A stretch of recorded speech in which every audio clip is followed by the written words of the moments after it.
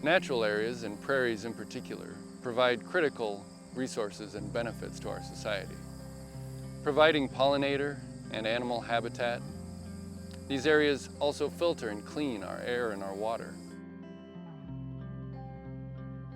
Well, my primary responsibility is to really do the boots on the ground, the handwork. So go in, identify the invasive species, and kind of, I guess, overview the ecosystem and see what it needs, to bring it back to its natural state.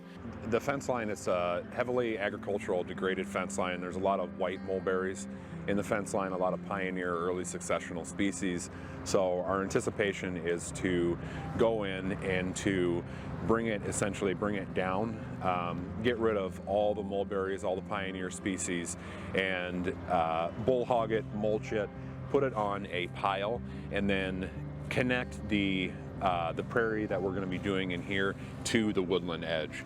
And that'll create kind of that ecotone variation between those two areas.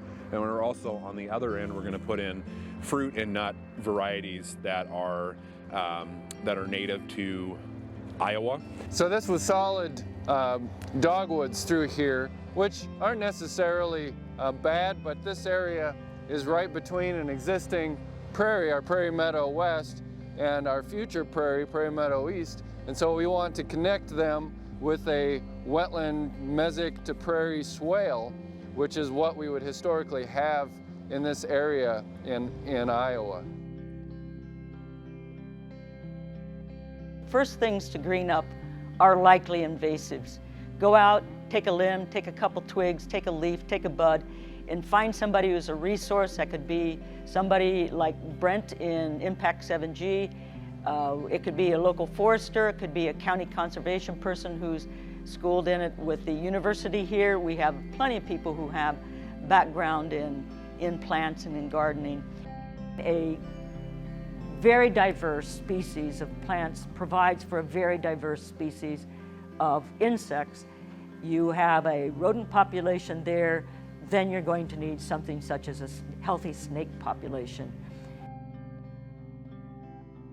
So I hired this team, and they started about 3 years ago, burning every spring.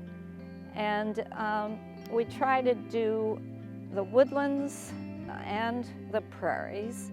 This has worked out very well because it's a professional team, and they take all the safety precautions that really need to be done. So it's a lot safer than myself doing it alone. What goes in, goes out, comes back in again, and that's part of quality of restoration. And if you have a healthy woodland and a healthy prairie above the streams and a buffer zone, you will have cleansed the water as it falls down. We're also very aware that we need predator species back, and if that's a bird, it might be the bald eagle overhead, or it might be a hawk, or the Cooper's or sharpshin that comes in. Or 2 nights ago, I heard large great horned owl hoot right on my roof, actually woke me up. But he's there for the rodents, he's there for the things that carry zoonotic diseases. Our work is to restore these natural areas so that they can continue to provide important services to our society. We are, however, presented with a huge challenge in a changing environment. How do we maintain and restore these areas under the threat of invasive species and changing climatic conditions? Fortunately, we can look to large tracts of wilderness areas and corridors that are already healthy and resilient, These areas provide us the best baseline we have to what a functional and effective natural system can do.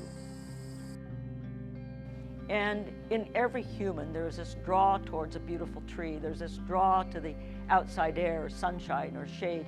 So we have to realize that we are very much biological elements, and our need and our literal population on the county, the city, our lawn, the state, the world, the entire global situation we are right now, we need to create as many people, many volunteers, a citizen core, if you will, that will help do things in their own yard.